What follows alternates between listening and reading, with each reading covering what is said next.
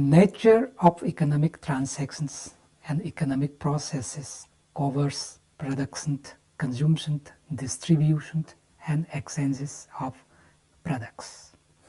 Anthropologists concentrate on these activities mainly in primitive and peasant societies.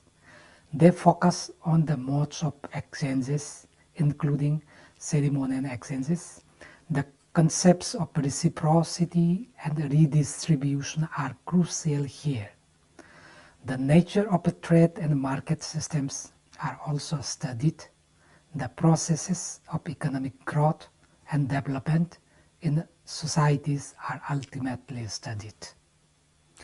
What is important to note here is that the economic activities of men are not studied in isolation, but in their socio-cultural setting, with the emphasis on these socio-cultural factors that influence and determine economic activity in each society. It was Bronislaw Malinowski who first propagated the idea that economic activity is a social phenomenon and is intimately associated with other aspects of culture.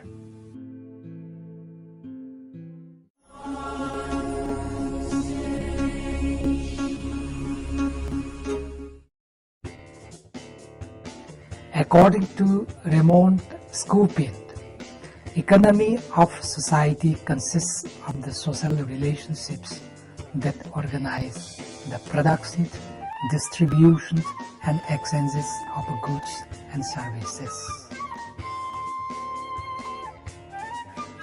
According to Carl Polanyi, economy is an institutionalized process of interactions which functions to provide material means in a society. According to Konrad Philipp Kotak, economy is a population system of production, distribution, and consumption of resources. According to Ralph Biddington, economic system is designed to satisfy wants of the people, to organize production, to control distribution, and to determine the rights and the claims of ownership within the community.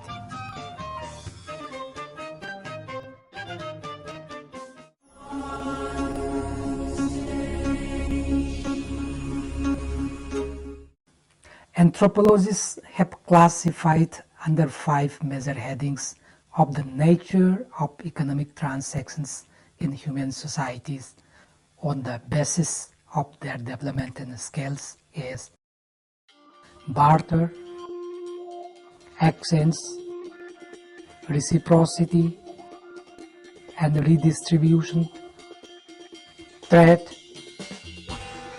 and market. The economic systems practiced among the Trobriand Islanders and indigenous peoples of the Pacific Northwest coast of North America as kula and potlach respectively, which are under the nature of reciprocity and exchange economic transactions, are here discussed in detail.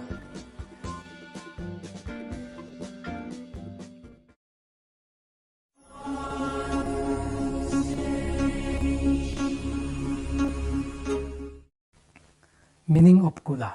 Kula, also known as the kula exchange or kula ring, is a ceremonial exchange system conducted in the Mild Bay province of Papua New Guinea. It involves a complex system of visits and exchanges and was first described by anthropologist Bronislaw Malinowski in 1922.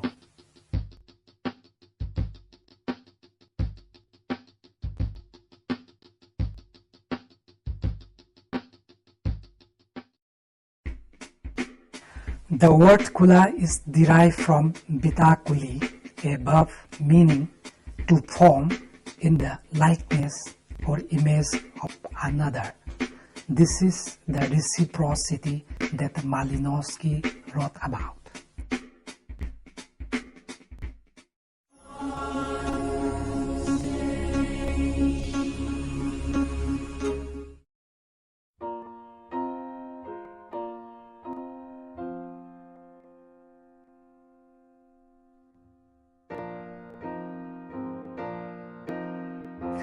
The Kula Ring spans 18th island communities of the Masim archipelago, including the Trobriand Islands.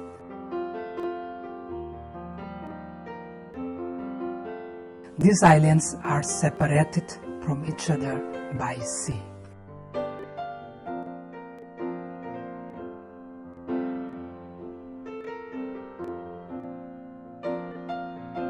Some of these islands are small and rocky that unable to produce enough food for their survival. However, these small communities are technologically specialized in certain crafts like pottery making, canoe building,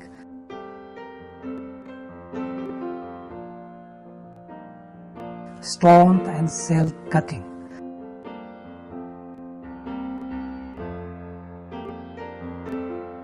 Some other islands provide yam, taro, and pig more than enough. Hence, all Trobriand communities jointly have developed a scheme by which all of them can get a similar chance to enjoy the treasures of the islands, that is food and artifacts.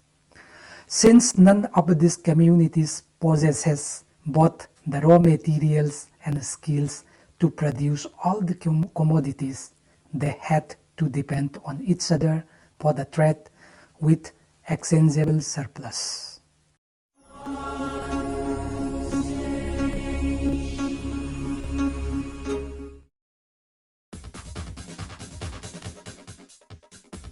Members of the communities belong to a ring called Kula Ring, and they are united by Kula partnerships.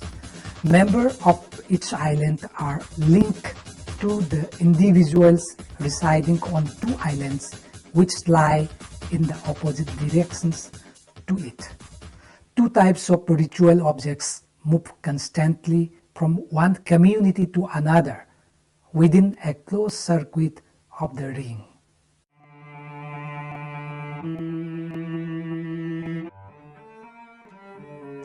Participants travel times hundreds of miles by canoe in order to access Kula valuables, which consists of a red shelled disc necklace, which is called saulaba, that are threaded to the north, circling the ring in clockwise direction, and white shelled armbands, mawali, that are threaded in the southern direction, circling counterclockwise.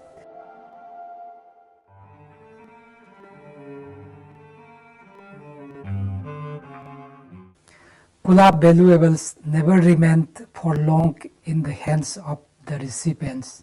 Rather, they must be passed on to the other partners within a certain amount of time, thus constantly circling around the ring.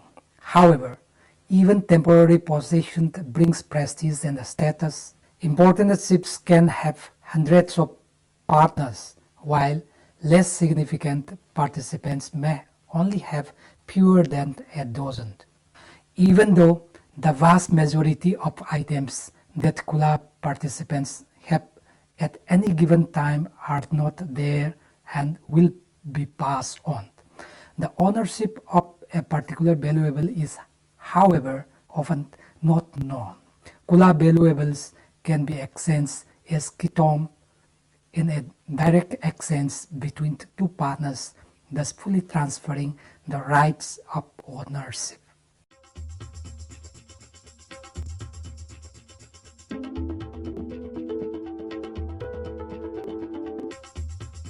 Carefully prescribed customs and traditions surround the ceremonies that accompany the exchanges, which establish strong, ideally lifelong relationship between the exchange parties.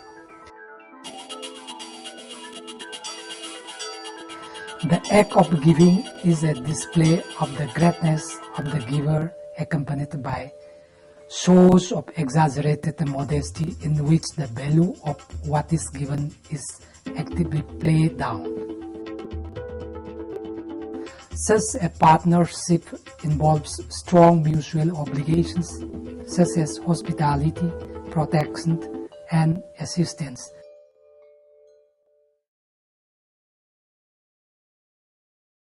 On these annual voyages, when a man presents his partner with a valuable, it must be reciprocated with a gift of equivalent or greater value before too much time passes. Each man tries to hold on to the most valuable and greatest number of pieces for as long as possible. If a man keeps an important valuable for longer than a year or so, or takes it out of the ring, he can expect intense disapproval. The valuables are kept in constant motion encircling the scattered islands in the rings of social and magical power.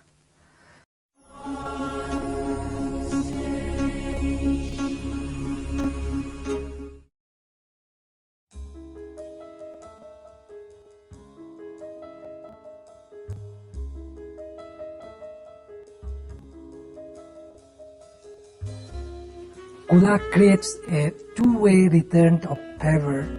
This is not a form of a trade where once he trades items the commitment is absolved. Rather, in Kula, once he is a part of the circle, it is a permanent connection.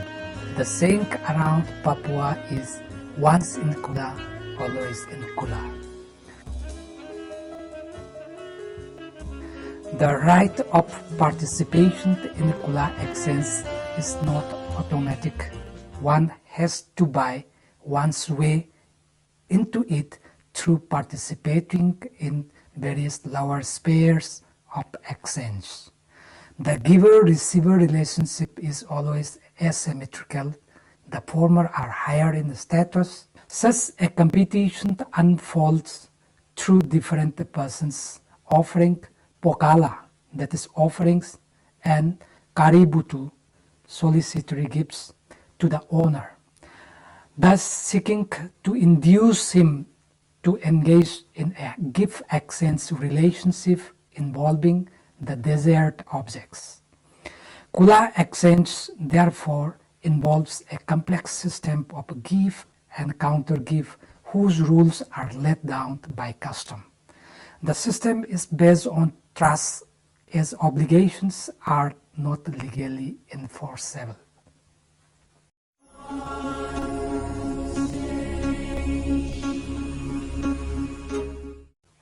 The study of this practice has helped to show that many indigenous peoples have traditions that serve many purposes beyond basic survival functions, enabling sometimes distant social groups to have harmonious relationships that benefit all.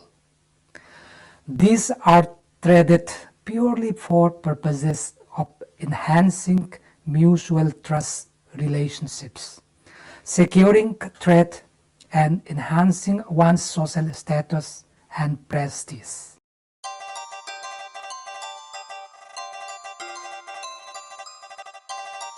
The objects exchanged in the Kula are not particularly valuable in them, but rather serve to help force social connections which are dependent upon at various times throughout an individual's life.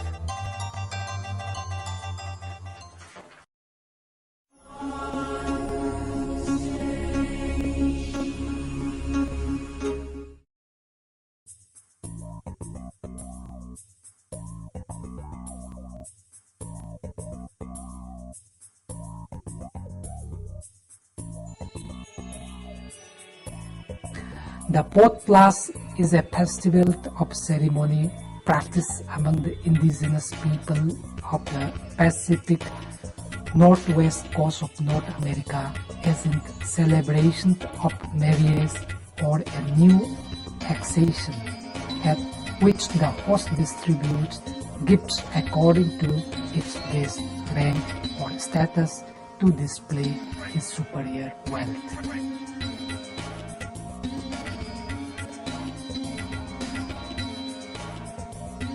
Ceremonial formalities are observed in inviting guests, in the speech making, and in the distributing goods according to the social rank of the recipients.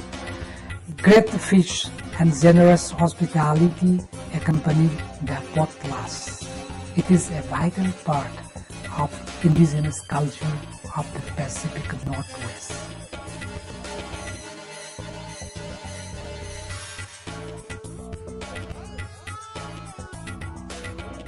Rites of passage, celebration of birth, weddings, funerals, a daughter's first marriage, naming and honoring of the deceased are some of the many forms the potlach occurs under.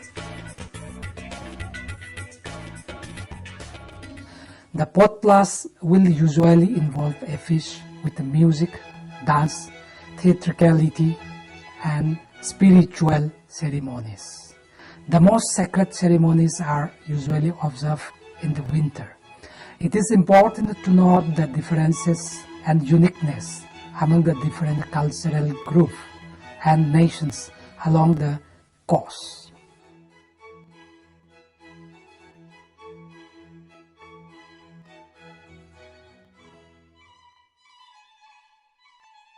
Each nation, tribe, and sometimes clans have their own way to practicing the potlach, so it presents a very diverse presentation and meaning.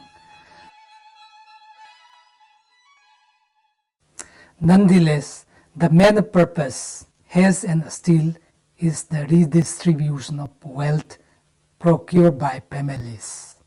At this gathering, a family or hereditary leader hosts guests in their family's house and hold a feast for their guests.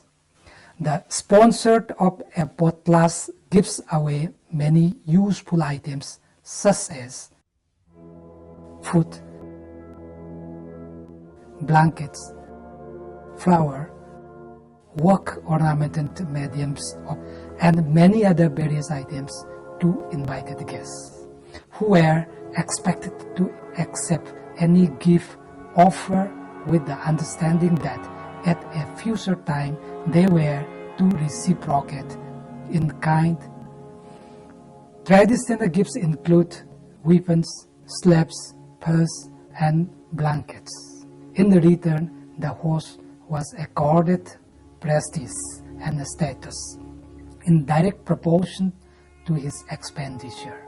To give a potlach enhance one's reputation and validated social rank, the rank and the requisite potlach being proportional both for the host and for the recipients by the gift exchange. Prestige increase with the lavishness of the potlach, the value of the goods given away in it. The status of any given family is raised not by who has the most resources, but by who distributes the most resources.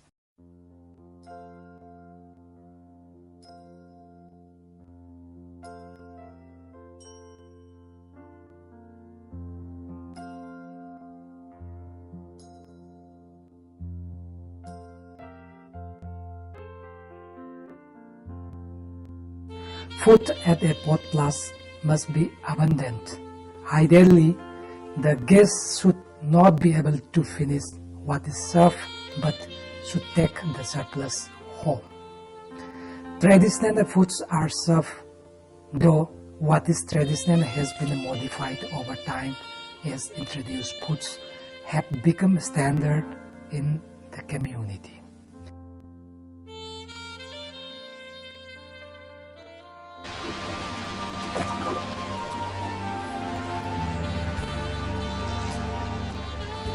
Salmon, dry for winter use, has been the prized and usually abundant principal food.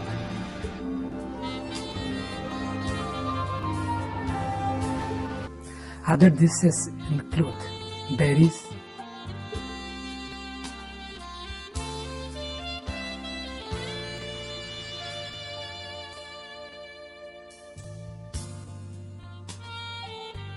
seaweed,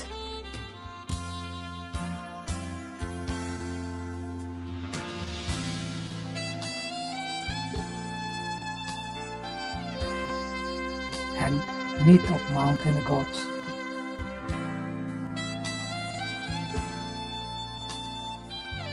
Moose, bears,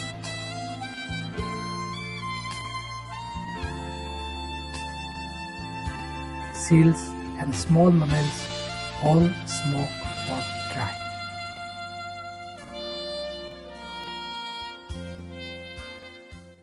While the emphasis varies from group to group and through time, the potlach clearly was the fundamental means of circulating foodstuffs and other goods amongst groups, validating status, position, and establishing and maintaining warfare and defense alliances.